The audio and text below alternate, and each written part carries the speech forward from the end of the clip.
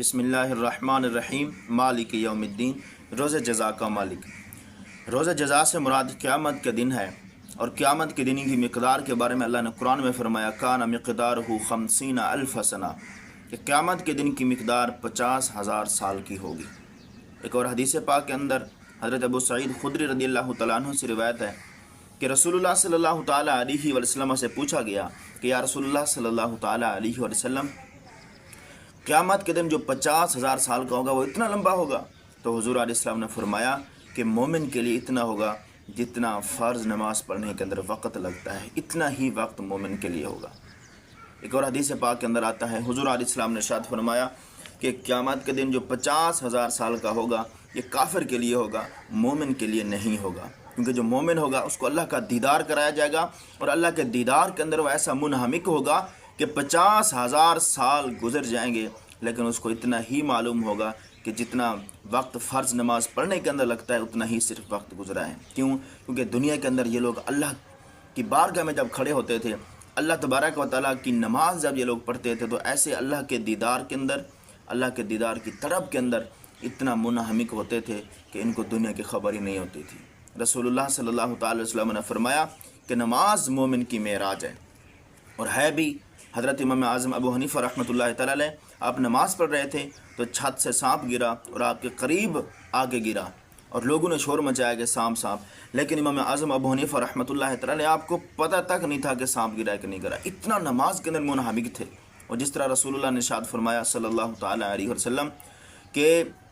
تم جب نماز پڑھو تو یہ گمان کرو کہ تم اپنے رب کو دیکھ رہے ہو، اگر یہ نہ ہو سکے تو کم از کم اتنا ہو کہ تمہیں اللہ تبارک و تعالیٰ دیکھ رہا ہے۔ تو یہ انداز ہمارے بزرگان دین کا تھا۔ ایک انصاری صحابی رضی اللہ تعالیٰ عنہ آپ نماز پڑھ رہے تھے، نماز کے دوران ہی آپ کو تیر لگا اور خون بہنے لگا، لیکن اس کے باوجود انصاری صحابی جو تھے اللہ تبارک و تعالیٰ کی نماز کے اندر اتنا منہمک تھے ان کو پتہ نہیں چلا کہ مجھے تیر لگا یا نہیں لگا۔ حضرت امام بخاری رحمۃ اللہ تعالیٰ علیہ ایک تتلی آپ کے جسم پہ بیٹھی اور 17 ڈانک اس نے مارے، آپ کو پتہ تک نہیں چلا۔ یہ تھی نماز ہمارے بزرگان دین رحمہم اللہ مبین کی جو وہ پڑھتے تھے۔ تو اس لیے فرمایا گیا کہ قیامت کا دن جو ہوگا یہ مومن کے لیے اتنا ہی ہوگا جتنا فرض نماز پڑھنے کے اندر ٹائم لگتا ہے اتنا ہی اس کے لیے ٹائم لگے گا۔ یہ مالک یوم الدین، روز جزا کا مالک، یا اللہ تبارک و تعالیٰ نے بطور خاص فرمایا کہ روز جزا کا مالک۔ ویسے تو ساری دنیا کا مالک اللہ تبارک و تعالیٰ ہے، ساری کائنات کا مالک اللہ تبارک و تعالیٰ کی ذات ہے، لیکن خصوصی طور پہ اللہ نے روز جزا کے دن کا مالک اس لیے کہا تاکہ روز جزا کا دن، قیامت کا جو دن ہے، اس کی اہمیت لوگوں کے دلوں میں بیٹھ جائے، کیونکہ واضح طور پر، بدیہی طور پر قیامت والا دن اللہ تبارک و تعالیٰ کی وحدانیت اور زیادہ واضح ہو جائے گی، جس ٹائم اللہ تبارک و تعالیٰ فرمائے گا لمن الملک اليوم، آج کون بادشاہ ہے، آج کے دن کس کی بادشاہت ہے؟ تو کوئی جواب نہیں آئے گا، سارے کے سارے فانی دنیا فانی ہو جائے گی، صرف اللہ تبارک و تعالیٰ کی ذات ہوگی۔ پھر اللہ خود فرمائے گا للہ الواحد القہار،